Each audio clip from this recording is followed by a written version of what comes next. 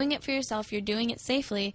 It's, of course, we're not condoning, underage sex, whatever. But the point is, you do what you do so that you don't have regret. And exactly. And really honor yourself enough to figure out what are your values and your and if that empowers you and you can back that up and you feel that you do not experience regret from no one is allowed to tell you what you can or can't do with your body and your mind and your heart. But again, that's why I just feel that it doesn't. I think if young people had more support and more real information, I think so many of these stats would go down. Yeah. Yeah. Oh yeah. Well, and then you were saying you have to figure out what your morals are. Do you ever help girls or guys with trying to figure out what they believe in? Yeah, and that's what's so exciting, and that's a real tricky dance, you know, because I also, I really encourage young people to not just question authority, but question everything, including me. Yeah. Which and is very cool. It's so important. But what's really, what I tell parents, I heard some dude say it that I went to a talk on, and I loved it. He said to adults, don't inflict help, which I thought was such a great term, because I think that's what we as whatever an adult is, adults do to younger people.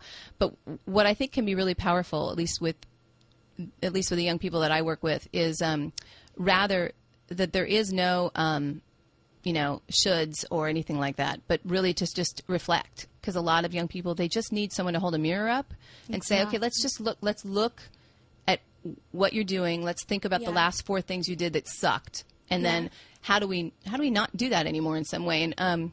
And really start to question what your values are. So, like one example is, I'm trying to think of something to make it more real.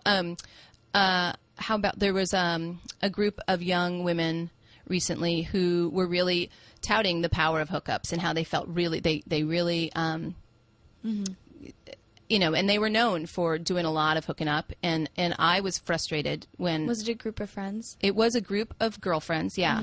And the school, or the group that had me come in really wanted, I don't know if it was talk some sense into them or whatever. My point was, I'm not going to tell him, I will not come in there and tell them that it's ridiculous. How are we supposed to tell?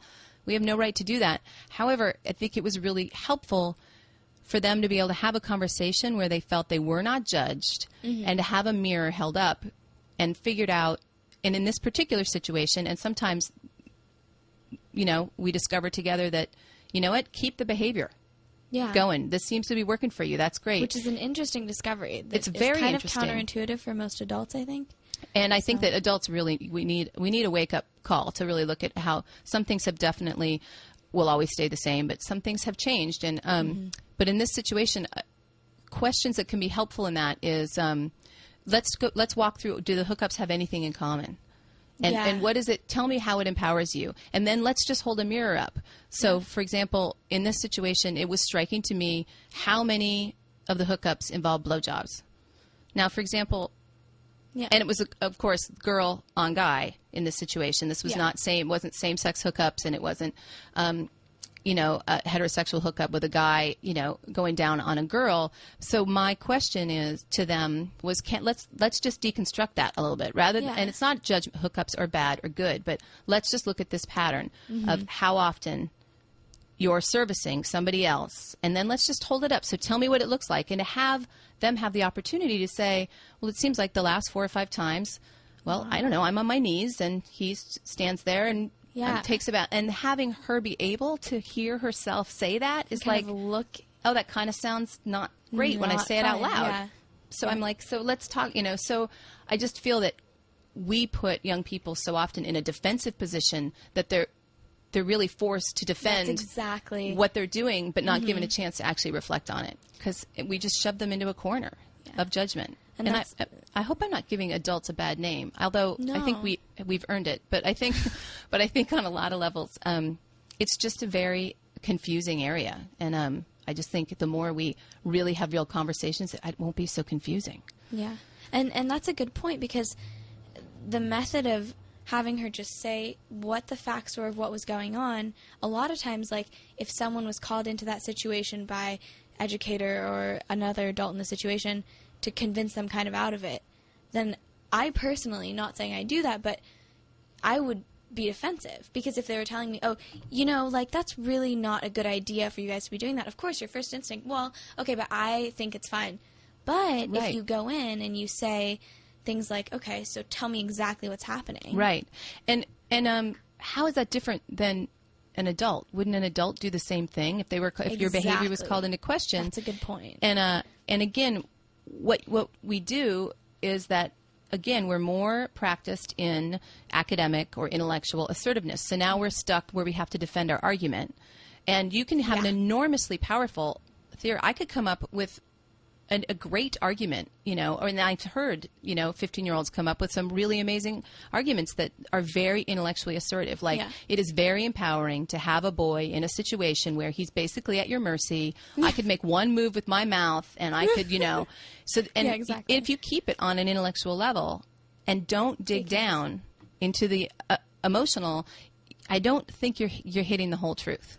So I just think that both avenues sort of need to be explored before you kind of and that was such a long-winded answer to your question about helping young people figure out what their values are. That particular situation, it was so amazing to me, because these were 8th grade girls, and wow, that's really young. And they came to me. All we did was just do that. I ended there. Just like, let's just look, and how does that, you know, what do you think about that? And some of them were sort of like, I'm not so sure. And others were still really, you know, staying the course. And then I just left my email, and every single one of them, some of them not knowing the other was, contacted me either by email or phone and said, I just want to have another one of those conversations. And then realized that they were so angry at getting the reputation that they had gotten as sort of the sluts of the group, which is ridiculous that they would have. That's completely sexist, that simply because a young woman exhibits her sexuality that she be stigmatized. But they also were really able to think about the fact that it really was feeding into some regret on their part, and that they wanted to sort of change things around. And that's good that they. Yeah, that was so. Did any of the girls still defend the point and kind of feel comfortable with the hookups that they were having? That's a good question. I didn't hear back from 2 of them, but one of them said that she wasn't there yet. That she was still it was really helpful to think about it, but she was going to just see how it went. But at least she felt that was helpful information. It was nice for her to see another side. Yeah, that's interesting. And then that's a good point too. We talked about this, just some gender stuff. Is when one of the workshops that I had with Kara, she brought up the point that you're a slut if you're a girl, right? And you hook up with a lot of guys. I'm sure most of you are familiar or have thought about this at least once. And then a lot of the times with guys, you're a pimp. I don't know how you phrase it. What's exactly the and young people phrase it better than I do. And if anyone's listening now, you know, too bad you can't call in and have, you know, everyone say it. Soon. That's the next step on the show. Oh, cool. So. But yeah, we have the total double standard where you know, if a girl actually is assertive sexually or even socially at a party, you know, she is basically called a whore or a slut by both boys and girls. And if a boy does the exact same thing, he is a pimp. He's a player. He's great. And then the double standard exists. And then the other thing that really around gender that's so challenging is that on the flip side, if a young woman, she's a slut if she's assertive sexually. Yeah. If she also honors the fact that she's not exactly sure, so she's gonna move forward sexually a little bit, and then, you know, let's just say things are hot and heavy at one point, and she honors the fact that she's ready to pull back. Yeah. What is she then? And she's like a prude. She's a prude. Yeah. She's a tease. She's a prude. And so if a boy, and I talked to so many amazing young men who were like, I don't want to go in. I just, you know, they feel pressured as well.